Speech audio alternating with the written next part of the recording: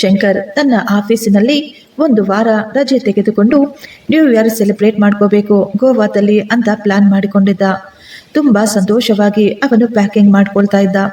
ಗೋವಾಗೆ ತನ್ನ ಹೊಸ ಬೈಕ್ ಮೇಲೆಯೇ ಹೊರಡಬೇಕು ಅಂತ, ಪ್ರಕೃತಿಯನ್ನು ಎಂಜಾಯ್ ಮಾಡಿಕೊಂಡು ತನ್ನ ಬೈಕ್ನಲ್ಲೇ ಹೋಗಬೇಕು ಅಂತ ಅವನು ಎಷ್ಟೋ ಆಸೆ ಪಟ್ಟಿದ್ದ.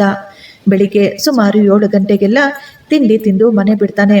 ತುಂಬಾ ಜೋಶ್ನಲ್ಲಿ ಗಾಡಿ ಓಡಿಸ್ತಾ ಇದ್ದ. ಸುಮಾರು 3 ಗಂಟೆಗಳ ನಂತರ ಶಂಕರ್ಗೆ ಈಗ ದಾರಿಯ ಮಧ್ಯೆ ಒಂದು ದೇವಸ್ಥಾನ ಸಿಗುತ್ತೆ. ಅಲ್ಲಿ ಜಾತ್ರೆ ಕೂಡ ನಡೀತಾ ಇತ್ತು. ಅನ್ನದಾನದ ಏರ್ಪಾಟು ಕೂಡ ಮಾಡಿದ್ರು. ಶಂಕರ್ ತನ್ನ ಗಾಡಿಯನ್ನು ನಿಲ್ಲಿಸಿ ದೇವಸ್ಥಾನಕ್ಕೆ ಹೋಗಿ ಮೊದಲು ದೇವರಿಗೆ ಕೈ ಮುಗಿತಾನೆ. ನಂತರ ಊಟವನ್ನು ತೆಗೆದುಕೊಳ್ಳಲು ಹೋಗ್ತಾನೆ. ಅಲ್ಲಿ ಕುಳಿತು ಊಟ ಮಾಡಲು ಯಾವುದೇ ರೀತಿಯ ಅರೇಂಜ್ಮೆಂಟ್ಸ್ ಇರಲಿಲ್ಲ. ಅಲ್ಲಿ ಎಲ್ಲರೂ ನಿಂತುಕೊಂಡೇ ಊಟ ಮಾಡ್ತಾ ಇದ್ರು. ಈಗ ಶಂಕರ್ ಕೂಡ ಪ್ಲೇಟ್ ಅನ್ನು ತೆಗೆದುಕೊಂಡು ಒಂದು ಸೈಡ್ಗೆ ಬರ್ತಾನೆ. ತನ್ನ ಬೈಕ್ನ ಹತ್ತಿರ ಬೈಕ್ ಪಕ್ಕದಲ್ಲೇ ಕುಳಿತುಕೊಂಡು ಊಟ ಮಾಡ್ತಾ ಇದ್ದ. ಅಲ್ಲಿ ಶಂಕರ್ ಪಕ್ಕದಲ್ಲಿ ನಿಂತುಕೊಂಡು ಊಟ ಮಾಡುತ್ತಿದ್ದ ವ್ಯಕ್ತಿ ಕೇಳ್ತಾನೆ, ಈ ಗಾಡಿ ನಿಮ್ದ?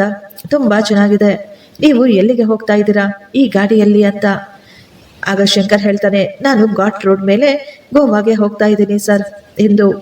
ಆ ವ್ಯಕ್ತಿ ಹೇಳ್ತಾನೆ, ಸೂರ್ಯ ಮುಳುಗುವುದಕ್ಕಿಂತ ಮೊದಲೇ ನೀನು ಹೇಗಾದರೂ ಆ ಘಾಟನ್ನು ದಾಟಿ ಮುಂದೆ ಹೊರಟೋಗು. ಸೂರ್ಯ ಮುಳುಗಿದ ಮೇಲೆ ನೀನು ಆ ಘಾಟು ದಾಟೋದಕ್ಕೆ ಹೋಗ್ಲೇಬೇಡ ಅಂತ ಹೇಳಿ ಆತ ಸ್ವಲ್ಪ ದೂರ ನನ್ನನ್ನು ಡ್ರಾಪ್ ಮಾಡು ಅಂತ ಕೇಳ್ತಾನೆ. ಆಗ ಶಂಕರ್ ಕೇಳ್ತಾನೆ, ಯಾಕೆ ಸರ್, ಏನಾಯ್ತು? ಇಷ್ಟಕ್ಕೂ ರಾತ್ರಿಯಲ್ಲಿ ಅಲ್ಲಿಗೆ ಹೋದ್ರೆ ಏನಾದ್ರೂ ತೊಂದರೆಯಾಗುತ್ತದೆಯಾ ಅಂತ. ಆ ವ್ಯಕ್ತಿ ಅವನು ಶಂಕರ್ ಮುಖವನ್ನೇ ನೋಡ್ತಾ ಹೇಳ್ತಾನೆ, ನೀನು ನಾನು ಹೇಳಿದ ಹಾಗೆ ಮಾಡು ಸಾಕು, ಸೇಫ್ ಆಗಿ ಹೋಗಿ ಸೇರ್ಕೊಳ್ತೀಯಾ ಅಂತ ಹೇಳ್ತಾನೆ. ಶಂಕರ್ ಸೈಲೆಂಟ್ ಆಗಿ ಊಟ ಮುಗಿಸಿ ಅವನು ತನ್ನ ಗಾಡಿ ಹತ್ತಿ ಅಲ್ಲಿಂದ ಹೋಗೋದಕ್ಕೆ ಮುಂದಾದ. ಸ್ವಲ್ಪ ದೂರ ಹೋಗ್ತಾ ಇದ್ದ ಹಾಗೆ ಈಗ ಲೈಟ್ ಆಗಿ ಮಳೆ ಕೂಡ ಶುರುವಾಗಿತ್ತು. ಹೊರಗಿನ ಪ್ರಕೃತಿಯ ಸೌಂದರ್ಯ, ಸಣ್ಣಗೆ ಬೀಳುತ್ತಿರುವ ಮಳೆ, ಪ್ರಕೃತಿಯ ಸೌಂದರ್ಯ ಸವಿಯುತ್ತಾ ಶಂಕರ್ ನಿಧಾನವಾಗಿ ಹೋಗ್ತಾ ಇದ್ದ.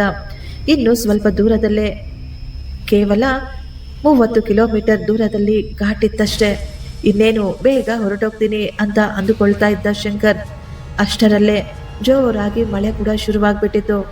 ಶಂಕರ್ಗೆ ಈಗ ಗಾಡಿ ಓಡಿಸಲು ಸಾಧ್ಯವಾಗ್ತಿರ್ಲಿಲ್ಲ. ಸ್ವಲ್ಪ ಮುಂದೆ ಅಲ್ಲಿ ರೋಡ್ಗಳು ಡಿವೈಡ್ ಆಗ್ತಾ ಇದ್ವು. ಆ 3 ರೋಡ್ ಪಕ್ಕ ಒಂದು ಸಣ್ಣ ಬಸ್ ಸ್ಟಾಪ್ ಕೂಡ ಇತ್ತು. ಈಗ ಶಂಕರ್ ತನ್ನ ಗಾಡಿಯನ್ನು ನಿಲ್ಲಿಸಿ ಆ ಬಸ್ ಸ್ಟಾಪ್ಗೆ ಓಡಿ ಹೋಗಿ ನಿಂತ್ಕೊಳ್ತಾನೆ. ಮಳೆ ನಿಂತ ಮೇಲೆ ಮುಂದೆ ಹೋಗೋಣ ಅಂತ ಅವನು ಯೋಚನೆ ಮಾಡ್ತಾ ಇದ್ದ. ಅವನು ಪೂರ್ತಿಯಾಗಿ ನೆನೆದು ಹೋಗಿದ್ದ. ಅವನಿಗೆ ತುಂಬಾ ಚಳಿ ಕೂಡ ಆಗ್ತಾ ಇತ್ತು. ಆ ಬಸ್ ಸ್ಟಾಪ್ನಲ್ಲಿ ಅವನು ಒಬ್ಬನೇ ನಿಂತುಕೊಂಡಿದ್ದ. ಸುತ್ತಮುತ್ತ ಯಾರೂ ಇರಲಿಲ್ಲ. ಇದ್ದಕ್ಕಿದ್ದ ಹಾಗೆ ಆ ಬಸ್ ಸ್ಟಾಪ್ನಲ್ಲಿ ಒಂದು ಸುಂದರವಾದ ಮಹಿಳೆ ಪ್ರತ್ಯಕ್ಷವಾಗ್ತಾಳೆ. ಆ ಮಹಿಳೆಯ ಕೈಯಲ್ಲಿ ಒಂದು ಬ್ಯಾಗ್ ಕೂಡ ಇತ್ತು. ಆ ಮಹಿಳೆ ಶಂಕರ್ನನ್ನು ನೋಡಿ ನಿಧಾನವಾಗಿ ನಗ್ತಾಳೆ. ಶಂಕರ್ ಯೋಚಿಸ್ತಾ ಇದ್ದ, ಇವಳು ಎಲ್ಲಿಂದ ಬಂದ್ಲು? ಇಷ್ಟೊತ್ತು ತನಕ ಇಲ್ಲಿ ಯಾರೂ ಇರಲಿಲ್ವಲ್ಲ ಅಂತ. ಅವರಿಬ್ಬರು ಏನೂ ಮಾತನಾಡಿಕೊಳ್ತಾ ಇರಲಿಲ್ಲ. ಸೈಲೆಂಟ್ ಆಗಿ ನಿಂತುಕೊಂಡಿದ್ರು. ಮಳೆ ಮಾತ್ರ ತುಂಬಾ ಜೋರಾಗಿ ಬೀಳ್ತಾ ಇತ್ತು. ನೋಡ್ತಾ ಇದ್ದ ಹಾಗೆ ಈಗ ಕತ್ತಲಾಗಿಬಿಟ್ಟಿತ್ತು. ಅಲ್ಲಿ ಈಗ ಪೂರ್ತಿ ನಿಶಬ್ದ. ಯಾವ ಜನ ಕೂಡ ಓಡಾಡ್ತಾ ಇರಲಿಲ್ಲ. ಕೇವಲ ಜೋರಾಗಿ ಮಳೆ ಬೀಳ್ತಾ ಇತ್ತು. ಮಳೆಯ ಶಬ್ದ ಮಾತ್ರ ಕೇಳಿಸ್ತಾ ಇತ್ತಷ್ಟೇ. ಈಗ ಶಂಕರ್ಗೆ ಒಳಗೊಳಗೆ ಸ್ವಲ್ಪ ಗಾಬರಿ ಮತ್ತು ಭಯವಾಗ್ತಿತ್ತು. ಶಂಕರ್ ಈಗ ಧೈರ್ಯವಾಗಿ ನೇರವಾಗಿ ಆ ಮಹಿಳೆಯನ್ನು ಮಾತನಾಡಿಸ್ತಾನೆ, ಮೇಡಮ್, ಇಲ್ಲಿಂದ ಘಾಟ್ ಎಷ್ಟು ದೂರ ಇದೆ ಅಂತ. ಆ ಮಹಿಳೆ ಈಗ ಶಂಕರ್ನನ್ನೇ ದೀರ್ಘವಾಗಿ ನೋಡ್ತಾಳೆ. ಅವಳು ಶಂಕರ್ನನ್ನೇ ನೋಡ್ತಾ, ನೀನು ಆ ಜಾಗಕ್ಕೆ ಹೋಗ್ಬೇಡ ಅಂತ ಹೇಳ್ತಾಳೆ. ಶಂಕರ್ಗೆ ಏನೂ ಅರ್ಥವಾಗುವುದಿಲ್ಲ. ಅವನು ಸೈಲೆಂಟ್ ಆಗಿ ನಿಂತ್ಕೊಳ್ತಾನೆ. ಆ ಮಹಿಳೆ ನೋಡಲು ಎಷ್ಟು ಸುಂದರವಾಗಿರ್ತಾಳೋ ಅವಳ ಮಾತು ಮಾತ್ರ ಭಯ ಹುಟ್ಟಿಸೋ ಥರ ಇತ್ತು. ಸುಮಾರು ಅರ್ಧ ಗಂಟೆಯಲ್ಲಿ ಮಳೆ ನಿಂತು ಹೋಗಿತ್ತು. ಆ ಮಹಿಳೆ ಅಲ್ಲಿಂದ ಹೊರಟೋಗ್ತಾಳೆ. ಈಗ ಶಂಕರ್ ತನ್ನ ಗಾಡಿ ತೆಗೆದುಕೊಂಡು ಘಾಟ್ಗೆ ಹೋಗೋದಕ್ಕೆ ಮುಂದಾಗ್ತಾನೆ. ಅವನು ತುಂಬಾ ಜೋರಾಗಿ ಗಾಡಿ ಓಡಿಸ್ತಾ ಇದ್ದ, ಬೇಗ ಹೋಗಿ ಸೇರ್ಕೋಬೇಕು ಅಂತ. ರಾತ್ರಿ ಸುಮಾರು 7:30 ಆಗಿತ್ತು. ತುಂಬಾ ಕತ್ಲಾಗ್ಬಿಟ್ಟಿತ್ತು. ಆ ಕತ್ತಲಲ್ಲಿ ಘಾಟ್ಗೆ ಹೋಗಿ ತಲುಪಿದ್ದ ಶಂಕರ್. ಆದರೆ ಅಲ್ಲಿ ನೋಡಲು ಏನೂ ಕಾಣಿಸ್ತಾ ಇರಲಿಲ್ಲ. ಯಾವ ಜನ ಕೂಡ ಇರಲಿಲ್ಲ. ಶಂಕರ್ ತುಂಬಾ ಕನಸುಗಳನ್ನು ಹೊತ್ತು ಅಲ್ಲಿಗೆ ಬಂದಿದ್ದ. ನಾನು ಈ ಘಾಟ್ ಹತ್ತಿರ ಪ್ರಕೃತಿ ಸೌಂದರ್ಯ ನೋಡಬೇಕು ಅಂತ. ಹಗಲಿನಲ್ಲಿ ಎಷ್ಟೋ ಸುಂದರವಾಗಿ ಕಾಣಿಸ್ತಾ ಇದ್ದ ಆ ಸ್ಥಳ ಈ ರಾತ್ರಿ ಅದು ತುಂಬಾ ಭಯಾನಕವಾಗಿ ಕಾಣಿಸ್ತಾ ಇತ್ತು. ಮಳೆ ಬೇರೆ ಬಂದಿದ್ರಿಂದ ಅಲ್ಲಿನ ರೋಡ್ಗಳು ಕೂಡ ಜಾರ್ತಾ ಇದ್ವು. ಗಾಡಿಯ ಆ ಸ್ವಲ್ಪ ಬೆಳಕು ಬಿಟ್ರೆ ಬೇರೆ ಎಲ್ಲೂ ಲೈಟ್ಗಳೇ ಇರಲಿಲ್ಲ. ಘಾಟ್ನ ಭಯಾನಕವಾದ ವಾತಾವರಣ, ಕಾಡಿನ ರೋಡು, ದೂರದಲ್ಲಿ ನರಿಗಳ ಕೂಗಾಟ. ಈಗ ಶಂಕರ್ಗೆ ಸ್ವಲ್ಪ ಭಯವಾಗ್ತಾ ಇತ್ತು. ಅವನು ಅಂದುಕೊಳ್ತಾನೆ, ನಾನು ಈ ರೋಡ್ನಲ್ಲಿ ಯಾಕೆ ತಾನೇ ಬಂದೋ ಏನೋ ಅಂತ. ನಾನು ಎಷ್ಟೊಂದು ಆಸೆ ಇಟ್ಕೊಂಡು ಏನೇನೋ ಯೋಚನೆ ಮಾಡಿಕೊಂಡು ಇಲ್ಲಿಗೆ ಬಂದೆ, ಆದರೆ ಇಲ್ಲಿ ಪರಿಸ್ಥಿತಿ ಬೇರೆ ಥರನೇ ಇದೆ ಅಂದುಕೊಳ್ತಾ ಇದ್ದ. ನಿಧಾನವಾಗಿ ಗಾಡಿ ಓಡಿಸ್ಕೊಂಡು ಹೋಗ್ತಾ ಇದ್ದ. ಸ್ವಲ್ಪ ದೂರದಲ್ಲೇ ಅಲ್ಲಿ ಒಂದು ಹಳ್ಳಿ ಕಾಣಿಸುತ್ತೆ. ಅಲ್ಲಿ ಲೈಟ್ಗಳು ಕೂಡ ಕಾಣಿಸ್ತಾ ಇದ್ವು. ಈಗ ಶಂಕರ್ಗೆ ಸ್ವಲ್ಪ ಧೈರ್ಯ ಬಂದಿತ್ತು. ಅವನು ಈಗ ನಿಟ್ಟುಸಿರು ಬಿಟ್ಟು ನಿಧಾನವಾಗಿ ಮುಂದೆ ಸಾಗ್ತಾ ಇದ್ದ. ಆಗಲೇ ಸಡನ್ ಆಗಿ ಆ ಕಾಡಿನ ಮಧ್ಯದಿಂದ ಸುಮಾರು 60 ವರ್ಷದ ಮುದುಕ ಶಂಕರ್ ಗಾಡಿಯ ಮುಂದೆ ಬಂದು ನಿಂತ್ಕೊಬಿಟ್ಟಿದ್ದ. ಆತನ ಕೈಯಲ್ಲಿ ಒಂದು ಬ್ಯಾಗ್ ಹಿಡಿದುಕೊಂಡು ಆ ವಯಸ್ಸಾದ ಅಜ್ಜ ಗಾಡಿಯ ಮುಂದೆ ಬಂದಿದ್ದ. ಶಂಕರ್ ಶಾಕ್ ಆಗ್ತಾನೆ. ಅವನು ತುಂಬಾ ಭಯ ಪಟ್ಕೊಳ್ತಾನೆ. ಇಷ್ಟು ಕತ್ತಲಲ್ಲಿ ಈ ದಾರಿಯಲ್ಲಿ ಈ ಮುದುಕ ಎಲ್ಲಿಂದ ಹೇಗೆ ಬಂದ ಅಂದುಕೊಳ್ತಾ, ತಾತ ನೀನ್ ಯಾರು, ಎಲ್ಲಿಂದ ಬಂದೆ, ಎಲ್ಲಿ ಹೋಗ್ಬೇಕು, ಈ ರೀತಿ ಸಡನ್ ಆಗಿ ಗಾಡಿ ಮುಂದೆ ಯಾರಾದ್ರೂ ಬರ್ತಾರಾ ಅಂತ ಕೇಳ್ತಾನೆ. ಆಗ ಆ ತಾತ ಹೇಳ್ತಾರೆ, ಆ ಹಳ್ಳಿಯ ಕಡೆ ಕೈ ತೋರಿಸ್ತಾ ನನ್ನನ್ನು ಅಲ್ಲಿ ಬಿಟ್ಟುಬಿಡು. ಶಂಕರ್ ಆತನನ್ನು ತನ್ನ ಗಾಡಿಯಲ್ಲಿ ಕೂರಿಸಿಕೊಂಡು ಆತ ಹೇಳಿದ ಸ್ಥಳಕ್ಕೆ ಹೋಗ್ತಾನೆ. ಈಗ ಮತ್ತೆ ಜೋರಾಗಿ ಮಳೆ ಶುರುವಾಗುತ್ತೆ. ಆಗ ಆ ವಯಸ್ಸಾದ ಅಜ್ಜ ಹೇಳ್ತಾನೆ, ನಮ್ಮ ಮನೆ ಇಲ್ಲೇ ಪಕ್ಕದಲ್ಲಿದೆ, ನೀವು ಕೂಡ ಮಳೆ ನಿಲ್ಲುವವರೆಗೂ ಇಲ್ಲೇ ಇರಿ, ಮಳೆ ನಿಂತ ನಂತರ ಹೋಗುವಿರಂತೆ ಅಂದ. ಶಂಕರ್ಗೆ ಕೂಡ ಆ ಮಾತು ಸರಿ ಅನ್ಸುತ್ತೆ. ನಾನು ಇನ್ನೂ 100 ಕಿಲೋಮೀಟರ್ ಮುಂದೆ ಹೋಗಬೇಕು. ಈ ರಾತ್ರಿಯಲ್ಲಿ ಈ ಮಳೆಯಲ್ಲಿ ಹೋಗೋದು ತುಂಬಾ ಕಷ್ಟ ಆಗುತ್ತೆ. ಆದ್ದರಿಂದ ಆತ ಹೇಳಿದ ಹಾಗೆ ಮಾಡೋಣ ಅನ್ಕೊಳ್ತಾನೆ. ಇಬ್ಬರು ಆ ತಾತನ ಮನೆಗೆ ಹೋಗ್ತಾರೆ. ತಾತ ಈಗ ಶಂಕರ್ನನ್ನು ತನ್ನ ಮನೆಯೊಳಗೆ ಕರ್ಕೊಂಡು ಹೋಗ್ತಾನೆ. ಆ ಮನೆ ಅದು ತುಂಬಾ ಹಳೆಯದಾಗಿತ್ತು. ಹೊರಗಡೆ ಮಳೆ ಇನ್ನೂ ಜೋರಾಗಿ ಬರ್ತಾನೆ ಇತ್ತು. ಅಜ್ಜ ಹೇಳ್ತಾರೆ, ಮಗ ನೀನು ಈ ರಾತ್ರಿ ಎಲ್ಲೂ ಹೋಗ್ಬೇಡ, ಬೆಳಿಗ್ಗೆ ಹೇಗಿದ್ರು ಹೋಗ್ತೀಯಲ್ಲ ಅಂತ ಹೇಳಿದಾಗ ಶಂಕರ್ ಕೂಡ ಸರಿ ಅಂತ ಒಪ್ಕೊಳ್ತಾನೆ. ಈಗ ಅವರಿಬ್ಬರು ಆ ಮನೆಯಲ್ಲಿ ಕುಳಿತುಕೊಂಡು ಮಾತನಾಡ್ತಾ ಇದ್ರು. ಆ ಮನೆಯಲ್ಲಿ ಆ ಸುಂದರವಾದ ಹುಡುಗಿ ಬಸ್ ಸ್ಟಾಪ್ನಲ್ಲಿ ಕಾಣಿಸಿದ ಅದೇ ಹುಡುಗಿ ಇರ್ತಾಳೆ. ಆ ಹುಡುಗಿ ಅವರಿಬ್ಬರಿಗಾಗಿ ಬಿಸಿ ಬಿಸಿ ಟೀ ತೆಗೆದುಕೊಂಡು ಬರ್ತಾಳೆ. ಟೀ ಕುಡಿದ ನಂತರ ತಾತ ಈಗ ಶಂಕರ್ಗೆ ಮಲಗಲು ಒಂದು ರೂಮನ್ನು ಕೂಡ ಕೊಡ್ತಾನೆ. ಶಂಕರ್ ಅಲ್ಲಿ ಮಲಗಿಕೊಂಡಿದ್ದ, ಆದ್ರೆ ಅವನಿಗೆ ನಿದ್ದೆನೆ ಬರ್ತಾ ಇರಲಿಲ್ಲ. ಹೊಸ ಜಾಗ, ಹೊಸ ಬೈಕು, ಅದು ಕೂಡ ಮಳೆಯಲ್ಲಿ ನೆನೀತಾ ಇತ್ತು. ಶಂಕರ್ಗೆ ಈಗ ತುಂಬಾ ಹಸಿವಾಗ್ತಿತ್ತು. ರಾತ್ರಿ ಸುಮಾರು 11 ಗಂಟೆ. ಅವನು ತನ್ನ ಬ್ಯಾಗಿನಲ್ಲಿದ್ದ ಕೆಲವೊಂದು ಬಿಸ್ಕೆಟ್ಗಳನ್ನು ತಿಂದು ಮತ್ತೆ ಮಲಗಲು ಪ್ರಯತ್ನಿಸ್ತಾನೆ. ಅವನು ಇನ್ನೂ ಮಲಗಿ ಕೇವಲ ಅರ್ಧ ಗಂಟೆ ಕೂಡ ಆಗಿರಲಿಲ್ಲ. ತಕ್ಷಣ ಅವನು ಗಾಬರಿಯಿಂದ ಎಚ್ಚರವಾಗಿತ್ತು. ಅಲ್ಲಿ ಗಮ್ ಎನ್ನುವ ಒಂದು ಸುವಾಸನೆ ಬರ್ತಾ ಇತ್ತು.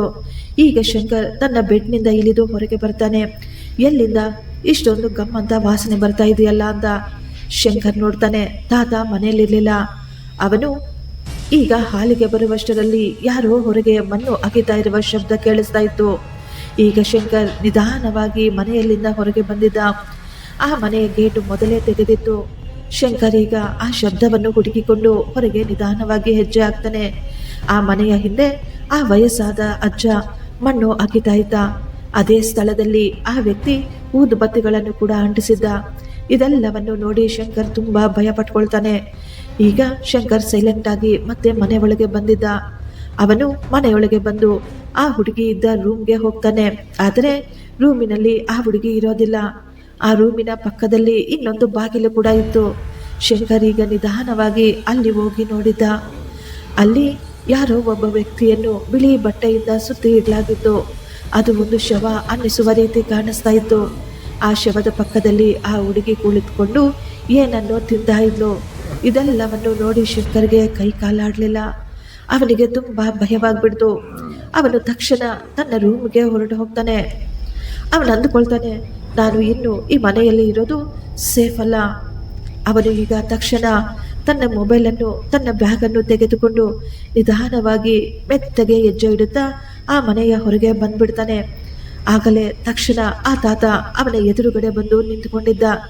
ಎಲ್ಲಿಗೆ ಹೋಗ್ತಾ ಇದೆಯಾ, ನೀನು ಎಲ್ಲೂ ಹೋಗೋ ಹಾಗೆ ಇಲ್ಲ ಅಂತ ಹೇಳ್ತಾನೆ. ಈಗ ಶಂಕರ್ ಜೋರಾಗಿ ಫೋನಿನಲ್ಲಿ ಮಾತನಾಡ್ತಾ ಇದ್ದ.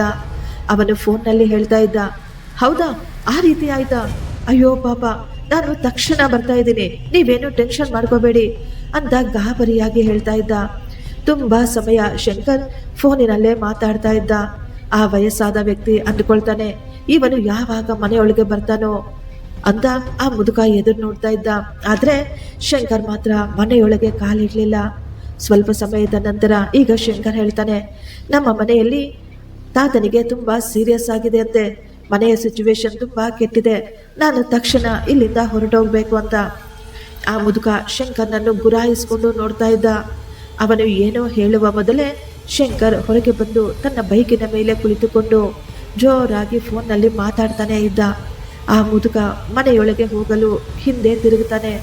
ತಕ್ಷಣ ಶಂಕರ್ ತನ್ನ ಗಾಡಿಯನ್ನು ಸ್ಟಾರ್ಟ್ ಮಾಡಿಕೊಂಡು ಜೋರಾಗಿ ಅಲ್ಲಿಂದ ಹೊರಟೋಗ್ತಾನೆ. ಸ್ವಲ್ಪ ದೂರ ಹೋಗುತ್ತಿದ್ದ ಹಾಗೆ ಶಂಕರ್ಗೆ ಅನ್ನಿಸುತ್ತೆ, ಯಾರೋ ನನ್ನ ಗಾಡಿಯನ್ನು ಹಿಂದೆಯಿಂದ ಎಳಿತಾ ಇದ್ದಾರೆ ಅಂತ. ಶಂಕರ್ ತನ್ನ ಗಾಡಿಯ ಮಿರರ್ನಿಂದ ಹಿಂದೆ ನೋಡ್ತಾನೆ. ಅವನಿಗೆ ಕನ್ನಡಿಯಲ್ಲಿ ಕಂಡ ಆ ದೃಶ್ಯ ನೋಡಿ ಅವನ ಉಸಿರು ನಿಂತಂತೆ ಆಗ್ಬಿಟ್ಟಿತ್ತು. ಅವನ ಹಿಂದೆ ಕಪ್ಪು ಸೀರೆ ಉಟ್ಕೊಂಡು ಅವನ ಬೆನ್ನಿಗೆ ಬೆನ್ನು ಹಾಕಿ ಆ ಹೆಂಗಸು ಅವಳೇ ಕೂತ್ಕೊಂಡಿರ್ತಾಳೆ. ಅವನಿಗೆ ತುಂಬ ಭಯವಾಗ್ತಾ ಇತ್ತು. ಈ ದಾರಿಯಲ್ಲಿ ಬೇರೆ ಯಾರೂ ಓಡಾಡ್ತಾ ಇರಲಿಲ್ಲ. ಶಂಕರ್ ಈಗ ಗಾಡಿ ನಿಲ್ಲಿಸದೆ ಅವನು ಕಷ್ಟಪಟ್ಟು ಗಾಡಿ ಓಡಿಸ್ತಾ ಇದ್ದ. ಬಾಯಲ್ಲಿ ದೇವರ ನಾಮ ಜಪಿಸ್ತಾ ಇದ್ದ. ಸ್ವಲ್ಪ ಸಮಯ ಬಿಟ್ಕೊಂಡು ಅವನು ಮತ್ತೆ ತನ್ನ ಗಾಡಿ ಕನ್ನಡಿಯಿಂದ ನೋಡ್ತಾನೆ. ಆ ಮಹಿಳೆ ಶಂಕರ್ನೇ ನೋಡ್ತಾ ಮುಂದುಗಡೆ ತಿರುಗಿ ಕುಳಿತುಕೊಂಡಿದ್ಲು. ಅವನು ಏನೂ ಮಾತಾಡೋದಿಲ್ಲ. ಗಾಡಿಯನ್ನು ಸ್ಪೀಡಾಗಿ ಓಡಿಸುತ್ತಾ ಮುಂದೆ ಹೋಗ್ತಾ ಇದ್ದ. ಅವನು ಎಲ್ಲೂ ಗಾಡಿ ನಿಲ್ಲಿಸಲಿಲ್ಲ, ಏನೂ ಮಾತಾಡ್ತಾ ಇರಲಿಲ್ಲ, ಏನೂ ಹೇಳಲೂ ಇಲ್ಲ, ಕೇಳಲೂ ಇಲ್ಲ. ಮನಸ್ಸಿನಲ್ಲಿ ದೇವರನ್ನು ನೆನೆಸಿಕೊಂಡು ಜೋರಾಗಿ ಗಾಡಿ ಓಡಿಸ್ತಾ ಇದ್ದ ಅಷ್ಟೇ. ಅವನಿಗೆ ಗೊತ್ತು, ಗಾಡಿ ನಿಲ್ಲಿಸಿದ್ರೆ ಇವರು ನನ್ನನ್ನು ಕೊಂದು ತಿಂದು ಹಾಕ್ತಾರೆ ಅಂತ.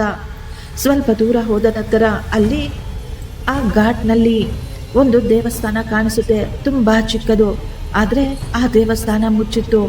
ಆದರೂ ಶಂಕರ್ ಆ ದೇವಸ್ಥಾನದ ಬಳಿ ತನ್ನ ಗಾಡಿ ನಿಲ್ಲಿಸ್ತಾನೆ. ಅವನು ಸೈಲೆಂಟ್ ಆಗಿ ತಲೆ ಬಗ್ಗಿಸಿಕೊಂಡು ಗಾಡಿಯಿಂದ ಇಳಿದು ದೇವಸ್ಥಾನದ ಮೆಟ್ಟಲು ಹತ್ತುತ್ತಾನೆ. ಅವನು ಈಗ ಸೈಲೆಂಟ್ ಆಗಿ ಅದೇ ದೇವಸ್ಥಾನದ ಒಳಗೆ ಹೋಗಿ ಕುಳಿತುಕೊಬಿಟ್ಟಿದ್ದ. ಅವನು ತನ್ನ ಗಾಡಿಯನ್ನಾಗಲಿ ಆ ಮಹಿಳೆಯನ್ನಾಗಲಿ ನೋಡಲೇ ಇಲ್ಲ. ಸ್ವಲ್ಪ ಸಮಯದ ನಂತರ ಅವಳು ಜೋರಾಗಿ ಕೂಗುತ್ತಾ ವಿಚಿತ್ರವಾಗಿ ಮಾತನಾಡ್ತಾ ಅವನನ್ನು ಕರೀತಾಳೆ. ಇನ್ನು ಎಷ್ಟೊತ್ತು ಅಲ್ಲೇ ಕುತ್ಕೊಳ್ತೀಯೋ, ಬೇಗ ಬಾರೋ ಅಂತ. ಆದರೆ ಶಂಕರ್ ಮಾತ್ರ ಆ ದೇವಸ್ಥಾನದ ಮುಂದೆ ಇದ್ದ ಆ ಗರಡು ಕಂಬವನ್ನು ಹಿಡಿದುಕೊಂಡು ಅಮ್ಮ ನನ್ನನ್ನು ಕಾಪಾಡು ಅಂತ ಕೇಳ್ಕೊಳ್ತಾ ಇದ್ದ. ಬೆಳಿಗ್ಗೆ ಬೆಳಕಾದ ಮೇಲೆ ದೇವಸ್ಥಾನ ಓಪನ್ ಆದಮೇಲೆ ಶಂಕರ್ ಈಗ ದೇವರಿಗೆ ಕೈ ಮುಗಿದು ಅಲ್ಲಿಂದ ವಾಪಸ್ ತನ್ನ ಮನೆಗೆ ಹೊರಟು ಹೋಗ್ತಾನೆ.